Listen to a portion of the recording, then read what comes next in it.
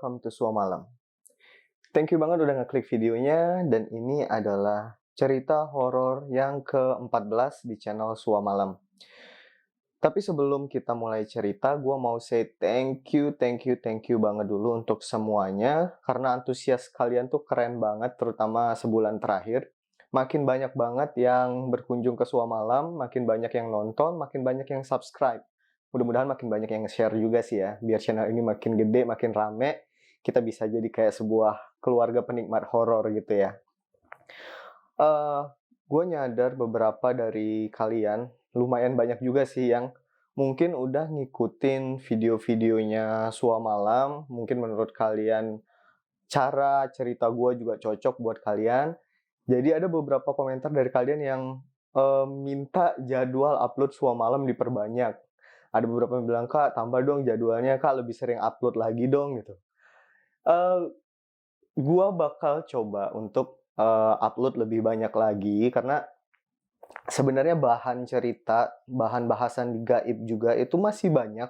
Ada beberapa yang masih ngantri, ada beberapa draft dari cerita pengalaman gua sendiri, pengalaman dari teman-teman gua, dari keluarga gua yang belum sempat gua ceritain. Ada juga beberapa file yang masuk di Google Form-nya Sua Malam, cerita-cerita dari teman-teman Sua Malam semua yang belum sempat gua kurasi, bahkan belum sempat gua bacain satu persatu. Baru kemarin doang tuh yang episode 13 dari Kak Paramita ya. Thank you Kak Paramita, itu keren banget tuh ceritanya. Masih ada banyak lagi yang lain. Cuman memang kendala gua karena gua masih kerja di daytime dan weekdays juga, jadi agak terbatas nih. Tapi karena ya kebanyakan dari kalian minta untuk diperbanyak jadwal uploadnya, sekarang gua coba untuk perbanyak. Paling ya gue minta maaf aja in advance kalau misalnya ada bocor suara kiri kanan dikit-dikit ntar ya, karena kalau misalnya gue mau nambah jadwal upload, artinya gue harus syuting lebih sering, dan gue harus nyuri-nyuri waktu yang kadang-kadang itu masih sore ya, belum tengah malam banget. Biasanya gue syuting itu weekend. Anyway, gue juga mau say sorry dulu untuk video sebelumnya ini yang ceritanya Kak Paramita itu kualitas audionya agak jelek karena mic gue lagi trouble for some reason kemarin. Jadi terpaksa gue nggak pakai mic dulu. Yang penting ceritanya tersampaikan, itu cerita yang keren. Dan mudah-mudahan dari video ini dan seterusnya kualitas audionya bisa lebih bagus lagi ya, gue usahain. Gak usah lama-lama deh ya untuk intronya, ntar kalian pada kabur lagi. So, ini adalah cerita ke-14, bukan dari cerita gua kali ini, tapi dari salah seorang teman Sua Malam juga, seorang narasumber yang spesial menurut gua, seorang narasumber yang mungkin sebagian dari teman-teman Sua Malam, terutama untuk yang baru nge-subscribe channel Sua Malam di 1 bulan terakhir ini, kebanyakan dari kalian mungkin kenal. Jadi ini adalah cerita dari seorang konten kreator misteri juga, dari Gusti Gina. Ya, dan ini cerita dari Gina. Jadi waktu gua berkunjung ke channelnya Gusti Gina, kita ngobrol-ngobrol off cam, dan gua found out ternyata si Gina ini punya segudang pengalaman horor juga gitu. Nggak cuman gua, ternyata dia juga punya segudang pengalaman horor karena dia berasal dari Kalimantan ya. Gua sendiri udah tahu, udah sering banget dengar kalau di Kalimantan sana masih banyak banget hal-hal horor yang sering terjadi. Lebih sering dari di Jakarta lah, yang jelas ya, lebih banyak lah di sana. Cuman gue belum pernah ada kenalan yang bener-bener asalnya dari sana dan bisa nyeritain pengalamannya. Nah, pengalaman-pengalamannya Gina di Kalimantan ini sebenarnya di-keep sendiri sama si Gina karena pengalamannya ini banyak dan panjang, jadi cukup traumatis untuk si Gina ini sendiri. Tapi setelah ya kita ngobrol-ngobrol, tukar-tukar pikiran, akhirnya ini thank you banget nih sekali lagi buat Gina, karena Gina mau berbaik hati nih untuk pertama kalinya sharing ke publik tentang ya sedikit lah ceritanya dia dari keseluruhan cerita yang dia punya gitu. Dan akhirnya gue berkesempatan untuk nge-share cerita ini ke kalian semua. So buat yang belum tahu, Gina ini berasal dari Kalimantan dan dia pernah tinggal selama 14 tahun kurang lebih di sebuah rumah yang horor abis gitu. Jadi di rumah itu tuh banyak banget gangguannya dan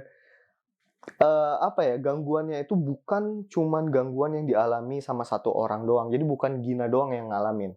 Hampir semua orang yang pernah ada di situ, bahkan orang-orang yang nggak tinggal di situ gitu, yang lewat daerah situ aja ngalamin gitu kejadian-kejadian horor yang ada di sana.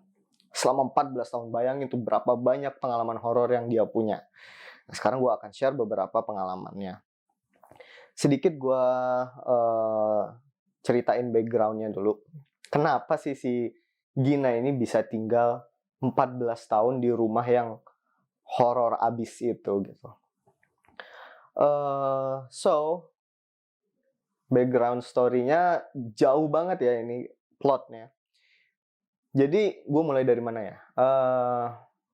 Gue tadinya agak nggak enak buat cerita ini, tapi karena si Ginanya sendiri yang nge-share ya, nggak apa-apa ya Gina ya, kita share. Kita sebut aja Nana ya namanya, karena dari ceritanya Gina, dulu waktu dia kecil tuh dipanggilnya Nana.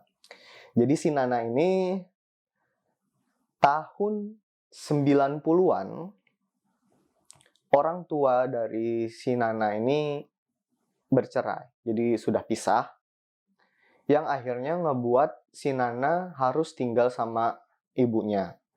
Dan pada suatu masa, mereka mutusin untuk pindah rumah. Mungkin untuk ya nggak pindah suasana, ngemulai hidup baru gitu ya.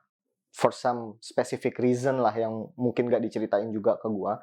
Intinya mereka pindah rumah dan ibunya juga udah menikah lagi dengan seseorang yang punya profesi yang sama ibunya. Jadi ibunya si Nana ini dan ayah tirinya itu adalah seorang PNS gitu, pegawai negeri sipil.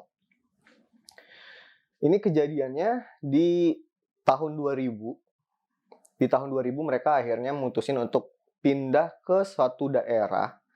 Sebenarnya nggak jauh-jauh banget juga dari rumah asalnya ya. Tadinya kan di rumah neneknya si Nana tinggalnya.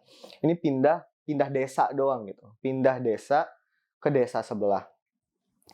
Setelah mereka cari-cari rumah, akhirnya ketemu satu rumah yang letaknya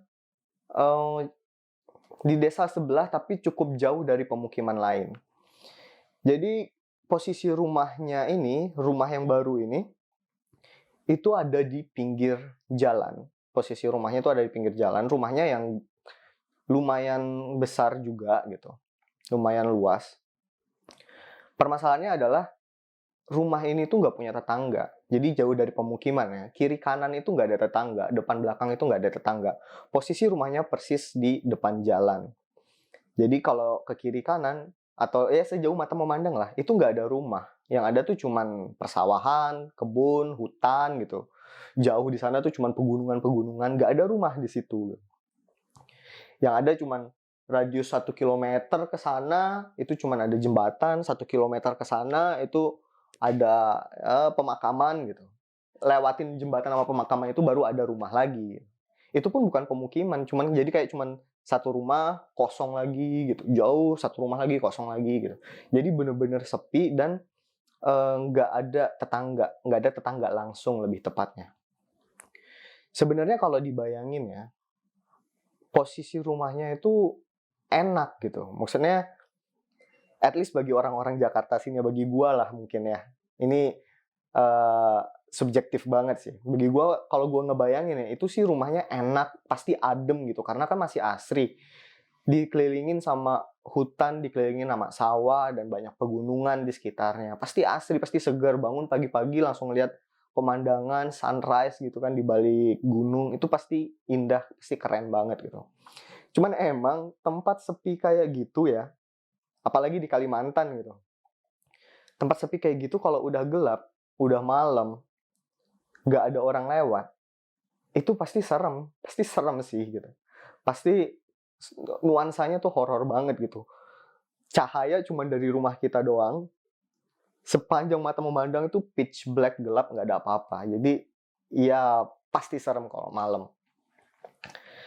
Cuman kenapa faktor yang ngebuat mereka akhirnya memilih rumah itu dan bertahan di sana adalah yang gue bilang tadi kan rumahnya itu ada di depan jalan ya.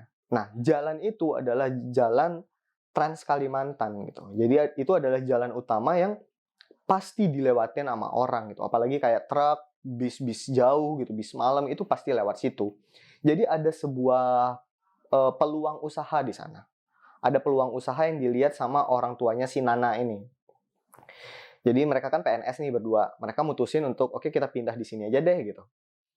Dan kita bisa buka side hustle gitu. Kita bisa buka bisnis kecil-kecilan.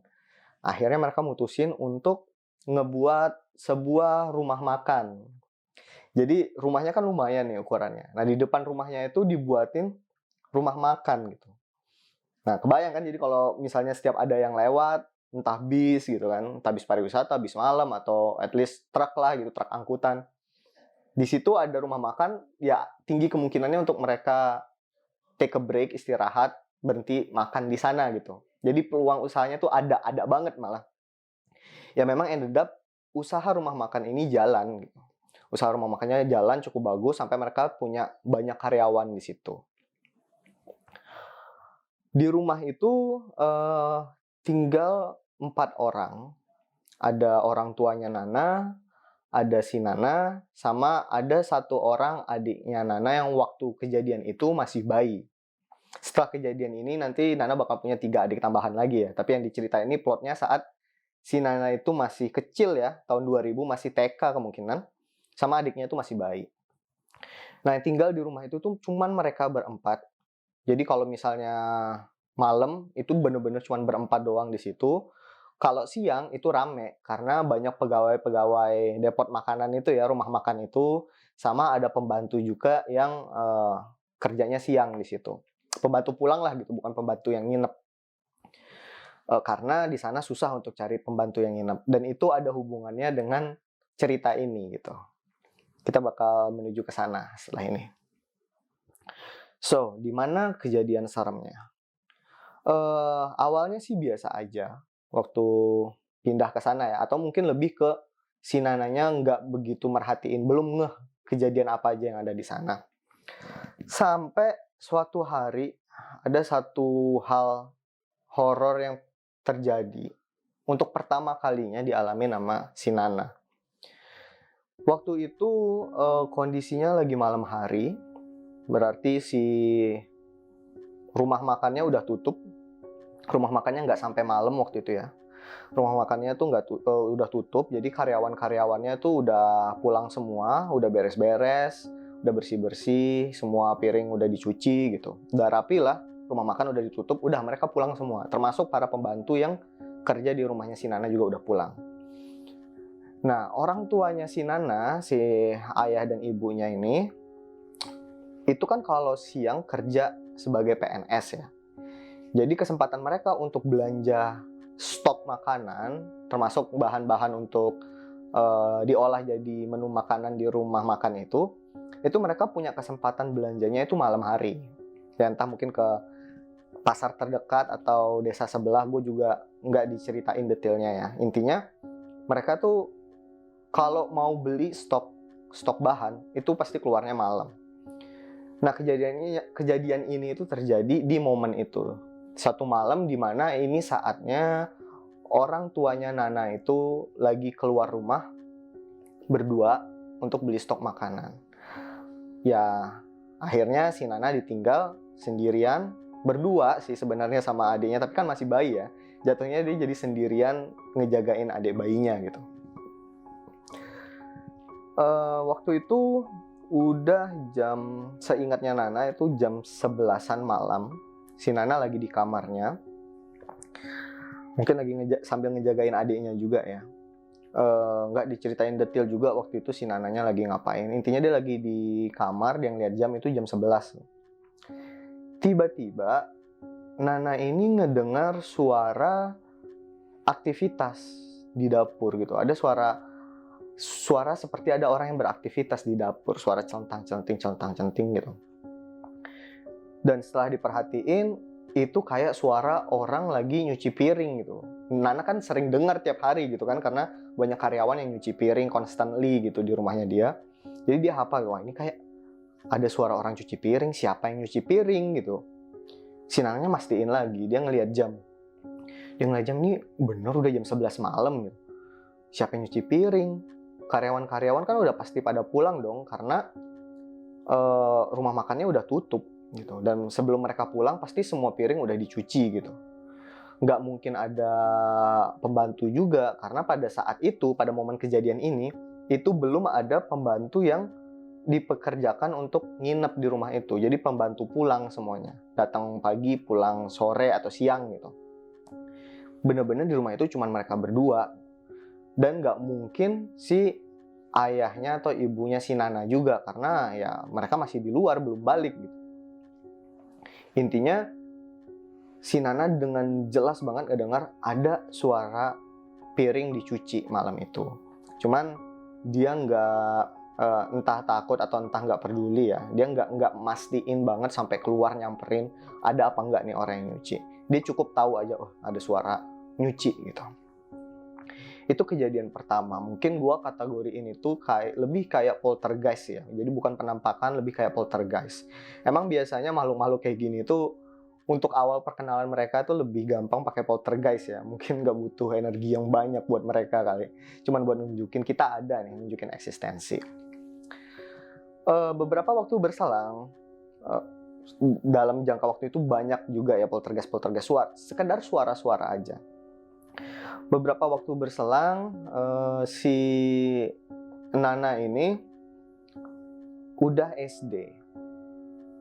Sorry sebelumnya gue ada lupa nyeritain, waktu itu kan dia ngalamin itu masih TK ya. Karena si Nana bilang dia sempat kayak sekolah Al-Quran khusus anak TK gitu. Dan dia sempat dengar rumor gitulah dari teman-temannya dia, sepantaran anak-anak TK juga gitu, yang bilang, aku pernah dengar cerita kalau daerah rumah kamu tuh serem gitu. Katanya tuh sering ada perampokan atau sering dijadiin tempat pembuangan korban pembunuhan gitu-gitulah. Biasa rumor-rumor anak kecil, entah bener entah cuman mitos atau rumor ya.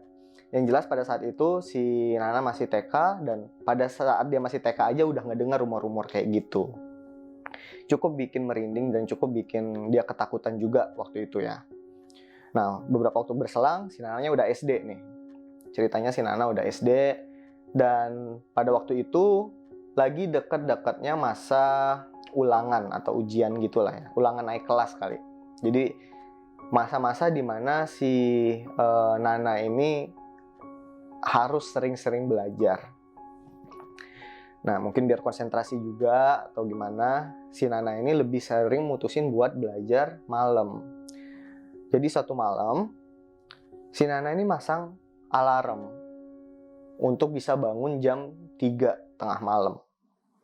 Nah, pasang alarm untuk bangun jam 3 tengah malam, niatnya pas dia bangun, dia mau sekalian sholat malam, habis itu dia langsung belajar gitu, biar lebih masuk gitu, persiapan untuk ujian, persiapan untuk ulangan besok harinya gitu. Nah, jadilah jam 3 itu alarmnya bunyi, Nana kebangun. Bangun, oh ya udah jam 3 nih gitu. Udah sekalian ambil wudhu deh, sekalian sholat malam, baru nanti belajar, niatnya gitu. Keluarlah si Nana dari kamarnya dia, menuju tempat wudhu. Nah, posisi tempat wudhunya ini, itu tuh ada di luar rumah.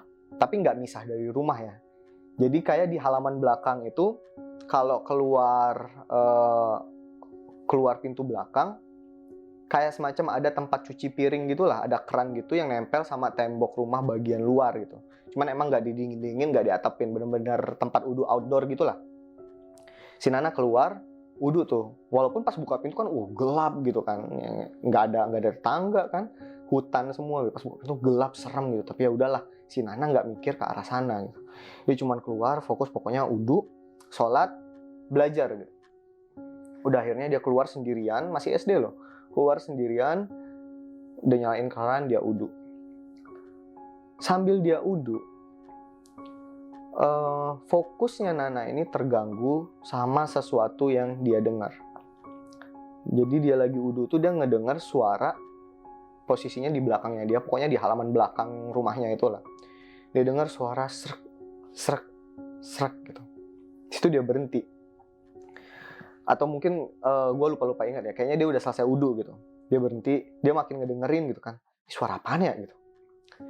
Dia ngeliat ke belakang, nggak ada apa-apaan sih gitu. Posisi dia masih di luar tuh, belum masuk ke dalam rumah. Dia sempat ngeliat ke belakang nyari gitu, tuh suara apaan tuh tadi gitu. Dia diam sambil mikir, suara itu kedengaran lagi gitu. Srek, srek, srek. Diperhatiin sama si Nana, ini suara apa ya kira-kira. Dia coba ngebayangin semua possibility yang suaranya tuh mirip sama suara ini gitu. Dan suara itu konstan, gak berhenti. Kedengeran terus suara kresek-kresek gitu, kresek-kresek. Sampai akhirnya dia ngeklik gitu. Oh iya, ini itu mirip banget sama suara orang nyapu. Mirip sama suara orang nyapu halaman pakai sapu lidi. Buat teman-teman yang mungkin tinggalnya di daerah suburb mungkin lebih familiar ya. Sering banget tuh denger, biasanya kan subuh-subuh tuh suka banyak ibu-ibu keluar rumah nyapu halaman kan, nyapu sampah, nyapu dedaunan gitu pakai sapu lidi. Itu kan khas banget suaranya, agak berirama gitu kan. Srek, srek, srek. Itu yang didengar sama si Nana. Di situ dia sempat mikir kan, ini jam 3 malam nih. Siapa yang nyapu gitu kan. Dia ngeliat ke belakang lagi, karena arahnya dari belakangnya dia kan posisinya di keran yang mepet sama tembok rumah gitu. Dia ngeliat ke belakang. Di belakang tuh emang halaman cukup luas gitu kan, dan ya hutan kebun lah di belakang sana, jauh di sana gitu. Dia nyariin, ini suaranya nggak jauh juga kok, suaranya deket di sekitar sini. Suaranya ada di sini, suara srek srek srek, tapi nggak ada siapa-siapa dan nggak ada sosok apa-apa gitu. Seketika langsung merinding gitu si Nananya.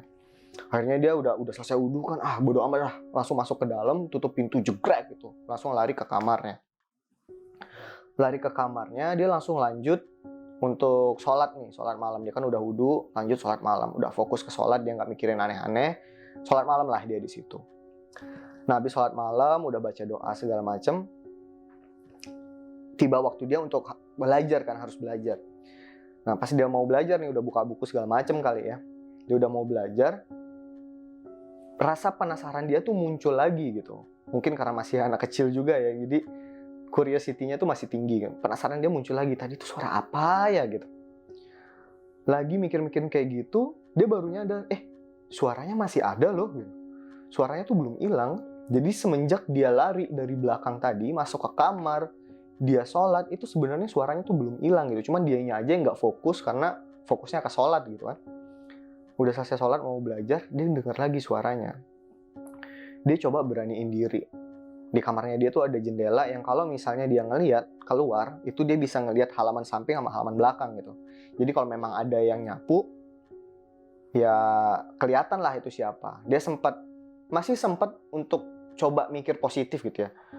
Ini apa ibu ya yang lagi nyapu gitu? Apa ayah yang lagi nyapu? Cuman kalau dipikir-pikir lagi, ngapain juga nyapu tengah malam jam 3 gini kan? Akhirnya si Nana coba untuk beraniin diri.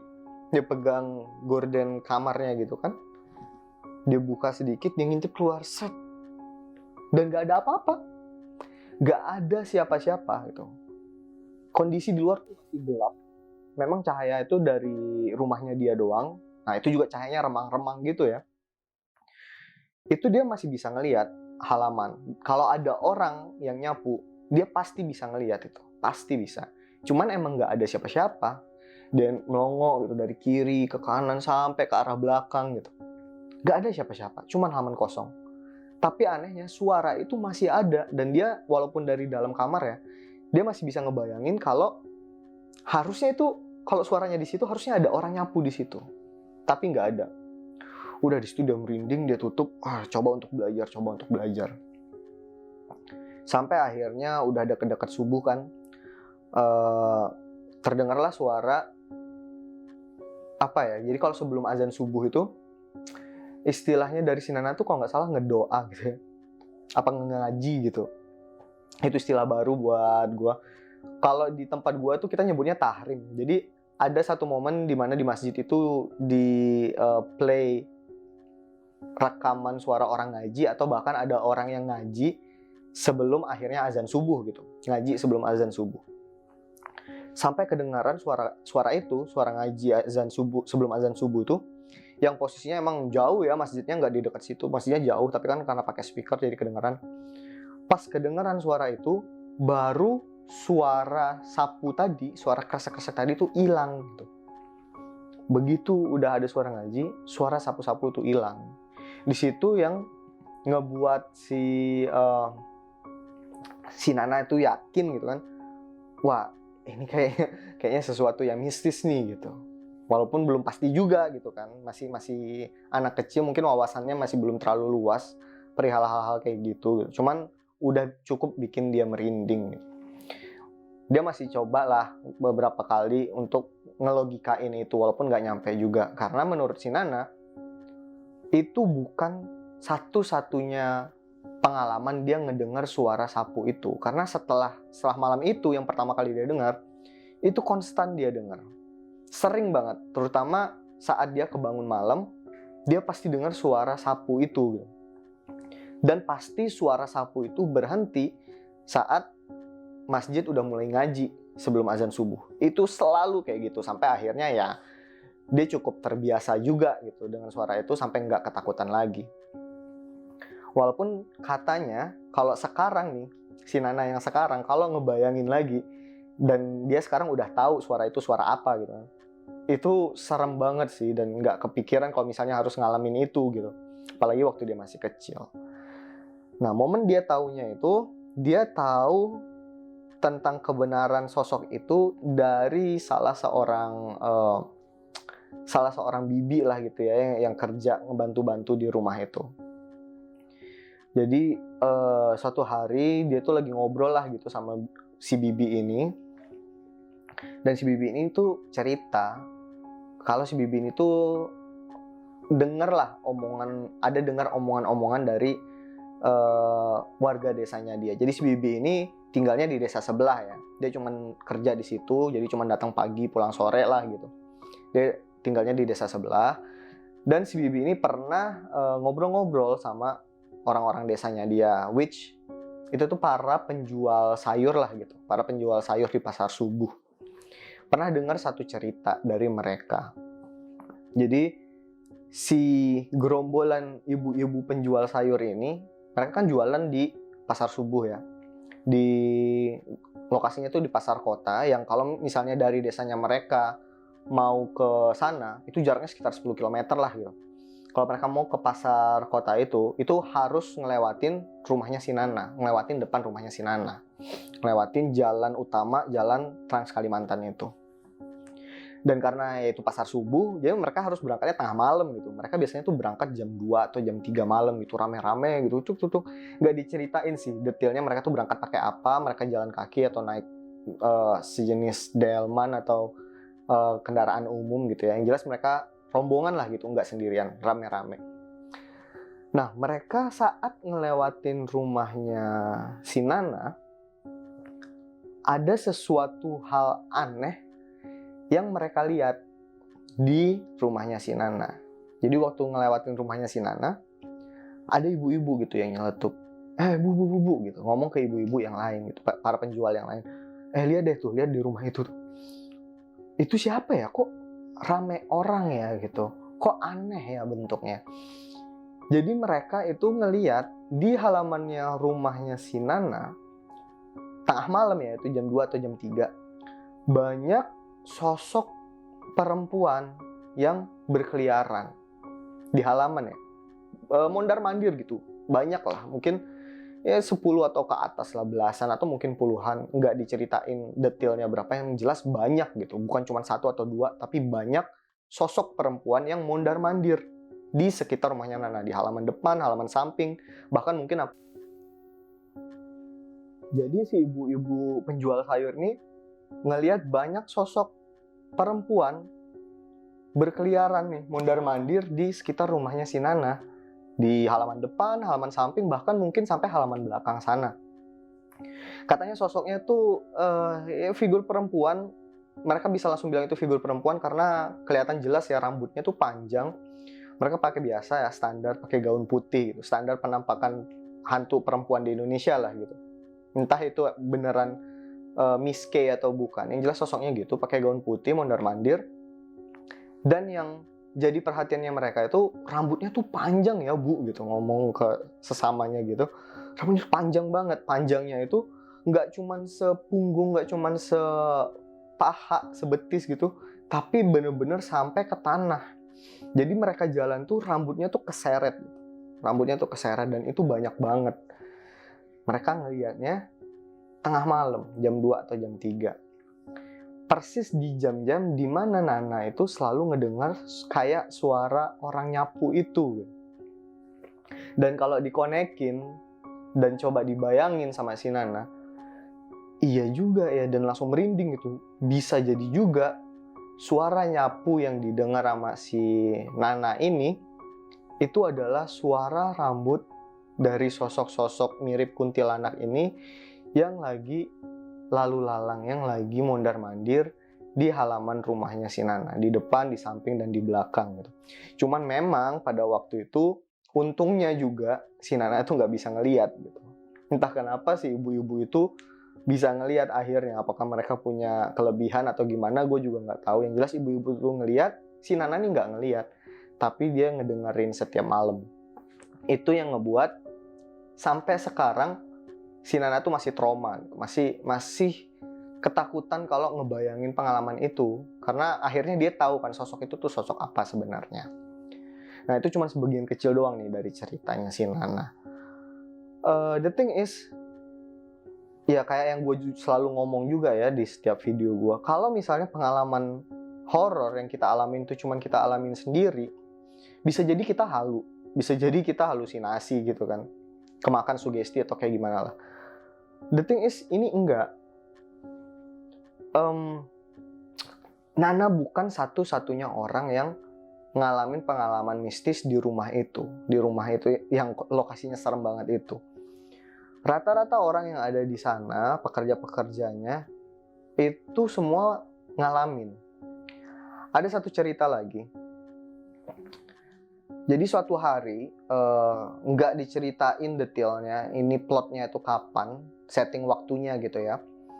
Karena kan dia tinggal di situ lama tuh, 14 tahun. Jadi gue nggak tahu ini kejadiannya pas dia masih SD, udah SMP, atau kapan gitu. Gue nggak tahu pastinya. Yang jelas suatu hari,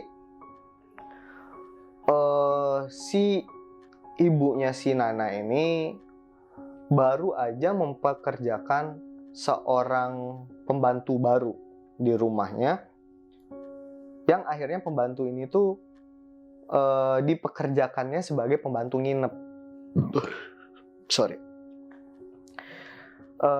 Pembantu baru ini dipekerjakan sebagai pembantu nginep, pembantu yang nginep di sana, tinggal di sana. Jadi ada kamar pembantu di sana. Dan pembantu ini tuh masih muda, jadi umurnya itu mungkin ya umur remaja lah, umur SMP atau SMA, masih muda, masih remaja. Memang pada saat itu di daerah sana terutama ya, masih banyak orang-orang yang tidak seberuntung kita gitu, yang nggak seberuntung kita, yang putus sekolah itu masih banyak, jadi harus jadi pembantu lah atau harus jadi tukang cuci di sana sini. Nah ini salah satunya kerja di rumahnya Nana. Namanya Mbak namanya siapa ya? Gue lupa. Gue lupa tadi namanya siapa. Ini karena semuanya nggak ada yang gue samarin ya. Semuanya bener-bener langsung ceritanya dari Mbak Nana. Gue harus cek lagi tadi. Jadi si pembantunya ini namanya Ino. Masih muda ya, masih cewek, masih remaja. Umurnya SMP atau SMA. Si Nana sih manggilnya Kak Ino, jadi kemungkinan pada setting waktu ini Nananya tuh masih kecil ya, mungkin masih SD juga waktunya. Nah, ini adalah hari-hari pertama, hari-hari awal lah si Kak Ino ini kerja di rumahnya Nana. Kebetulan kamar tempat nginepnya si Kak Ino ini, kamar pembantu ini, itu dekat sama kamarnya Nana. Suatu malam, Nana ini lagi tidur posisinya. Nana ini lagi tidur. Terus tiba-tiba Nana ini kebangun karena tangannya Nana ini ada yang goyang-goyangin gitu. Jadi kayak dibangunin gitu. Dan ada suara, nah, bangun nah gitu. Si Nananya kan kebangun. Begitu si Nananya kebangun, terus dia ngeliat, oh Kak Ino gitu. Ternyata yang ngebangunin dia tuh si Kak Ino, si pembantunya. Ini kenapa Kak Ino gitu? Kenapa ngebangunin? Udah malam gitu kan. Waktu itu emang begitu si Nana ngeliat jam, itu mungkin sekitar jam 2-an juga ya dibanguninnya, tengah malam gitu. Kenapa Kak Ino gitu? Si Kak Ino-nya nggak banyak ngejelasin, nggak banyak cerita. Yang ditangkap sama si Nana adalah waktu Nana ngeliat mukanya Kak Ino, itu mukanya tuh kayak muka orang panik, kayak muka orang ketakutan, kayak muka orang abis ngeliat setan lah gitu kasarnya. Tapi si Kak Ino-nya itu nggak ngejelasin secara detail kenapa dia kelihatan ketakutan dan kenapa dia ngebangunin si Nana. Waktu itu pas ditanya Kak Ino kenapa gitu. Kak Ino-nya tuh cuma ngomong, enggak, malam ini Kak Ino boleh tidur sama Nana aja nggak? Boleh tidur di sini nggak gitu? Kak Ino nginep di sini ya, di samping Nana ya, boleh nggak gitu? Ya si Nananya juga nggak ambil pusing kan gitu. Oh iya nggak apa-apa, oke gitu. Tidur aja tidur. Udah lah akhirnya ya si Nananya geser gitu kan. Baring lah itu si Kak Ino di sampingnya Nana. Tapi setelah baring di sampingnya Nana pun si Kak Ino itu nggak bisa langsung tidur gitu, kayak masih gelisah, kayak masih ketakutan, masih terrified banget lah gitu sama something yang waktu itu si Nana juga nggak tahu.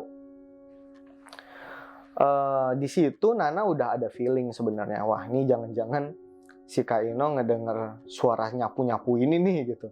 Kalau si Nananya sendiri kan udah biasa gitu. Dia cuman takut ya pas awal-awal ngalamin. Ini kan dia udah ngalamin tiap hari, dia udah biasa tuh. Kak Ino nih pasti takutnya gara-gara ini nih gitu. Ngedengar suara sapu-sapu, ini sapu yang dari rambutnya kuntilanak yang mondar-mandir nih pasti nih gitu. Udah ada feeling lah di situ. Tapi dia mutusin untuk udah deh nggak usah nanya deh, biarin aja deh gitu. Udah lanjut tidur aja deh. Udahlah akhirnya lanjut tidur lagi.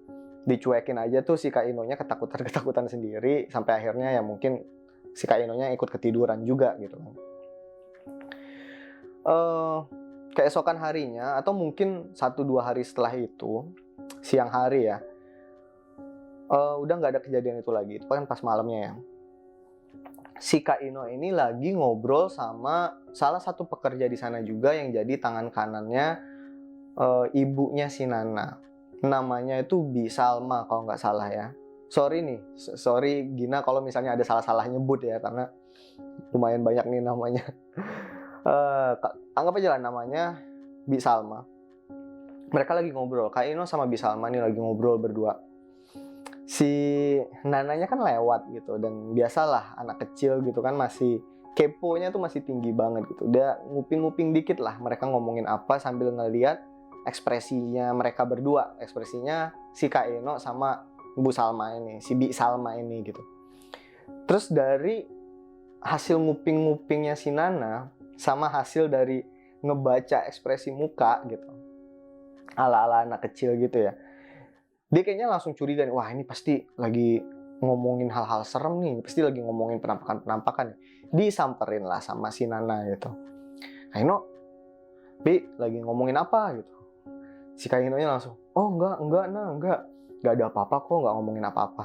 Mungkin waktu itu si Kak Inonya juga nggak enak ya, mau ngomongin hal-hal yang dia alamin ke anaknya bosnya dia gitu kan. Jadi dia berusaha ngeles, berusaha ngindar. Cuman di-push terus nih sama Nana, apaan cerita gitu. Enggak ada apa-apa. Cerita enggak gitu. Enggak ada apa-apa kok Nana. Enggak ada, beneran enggak ada gitu. Sampai di-push terus nih. Langsung ditembak tuh sama si Nana. Cerita enggak? Ini cerita pengalaman apa nih yang diceritain gitu. Cerita apa ini? Cerita hantu ya gitu. Langsung ditembak gitu sama si Nana. Cerita hantu ya Kak Ino gitu. Cerita penampakan setan ya gitu. Si Kak Ino-nya ditembak langsung kayak gitu, langsung salting sendiri gitu kan. Kok tahu nah gitu. Kok tahu nah ini cerita setan, kok tahu ini cerita tentang hantu gitu. Ya tahulah Kak. Nana kan udah lebih sering ngalamin. Nana udah biasa ngedenger ini itu.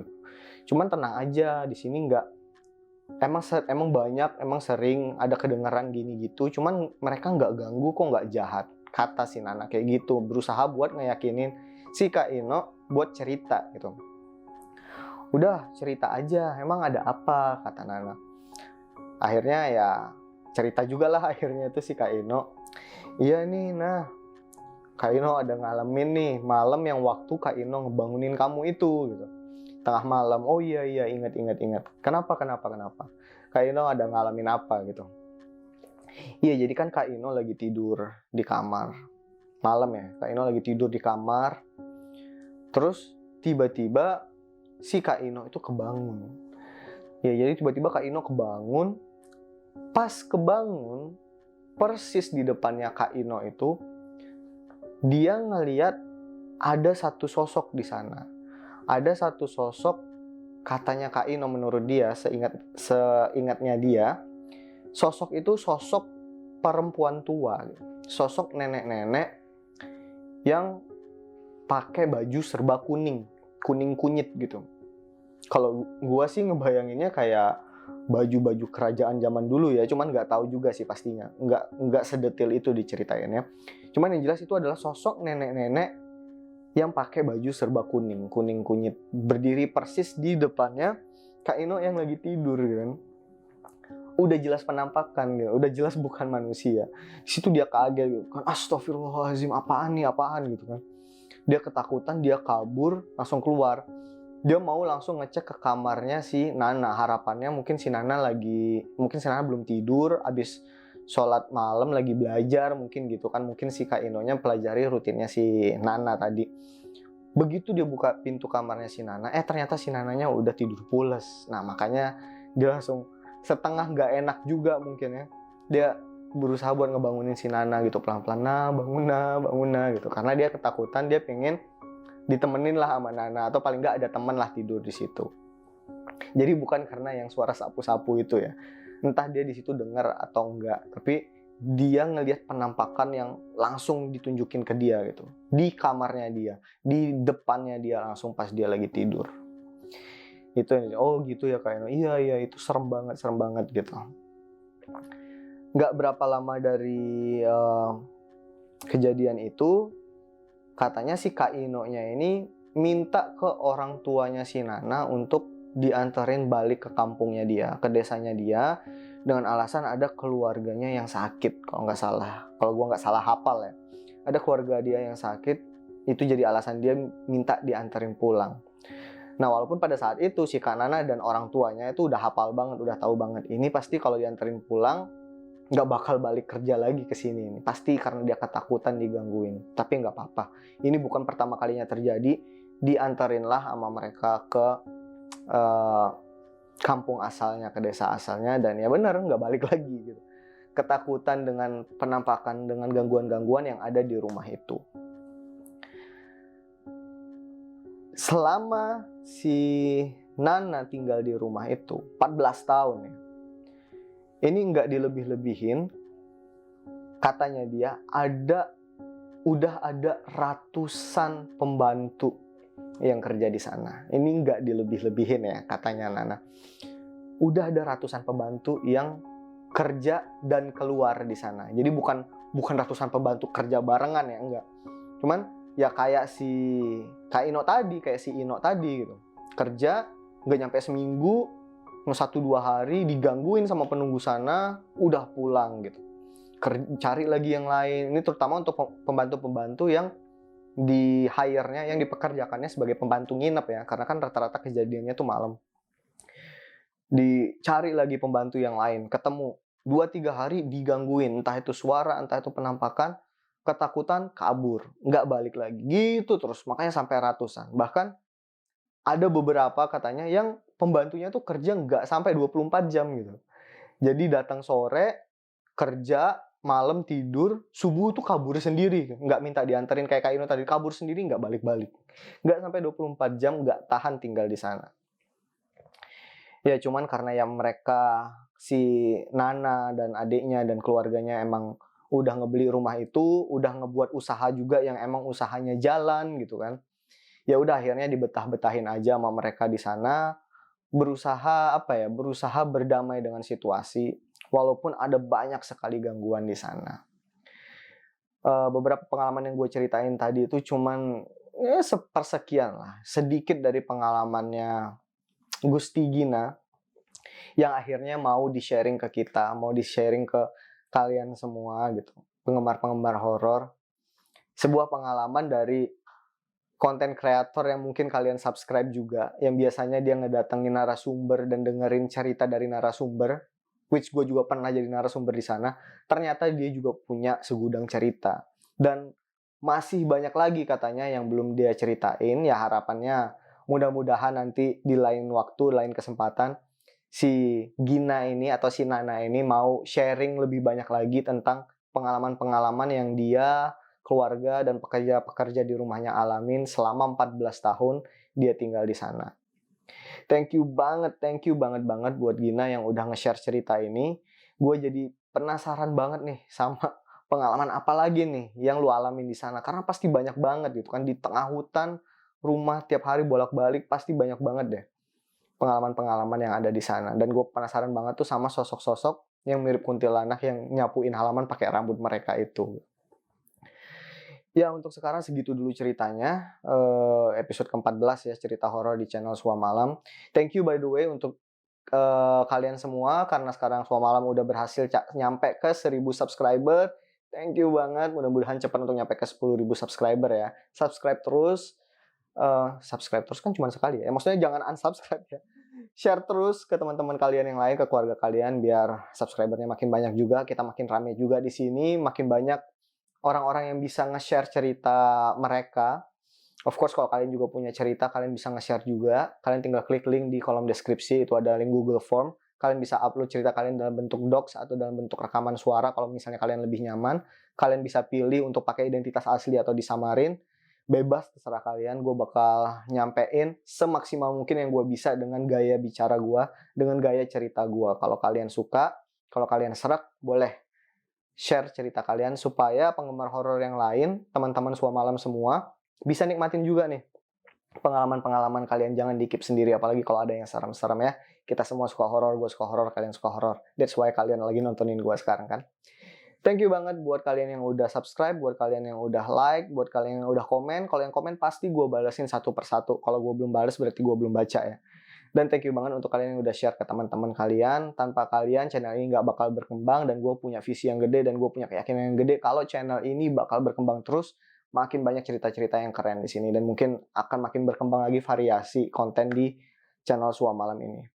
Gue bakal berusaha untuk ikutin kemauan kalian yang pengen ceritanya lebih diperbanyak lagi, jadwal uploadnya lebih diperbanyak lagi. Gue akan berusaha, gue coba ya. Mungkin mulai dari dua cerita per minggu dulu. Gue lagi nyari-nyari celah gimana caranya biar gue ada waktu untuk shoot dan editing gitu kan, di sela-sela waktu kerja gue. Mudah-mudahan gue bisa tetap konsisten dengan jadwal dan kualitasnya. Mudah-mudahan gak ada trouble-trouble lagi. Dan ya, I think that's it for now. Thank you sekali lagi udah nonton. Gue Al, dan see you in the next story guys.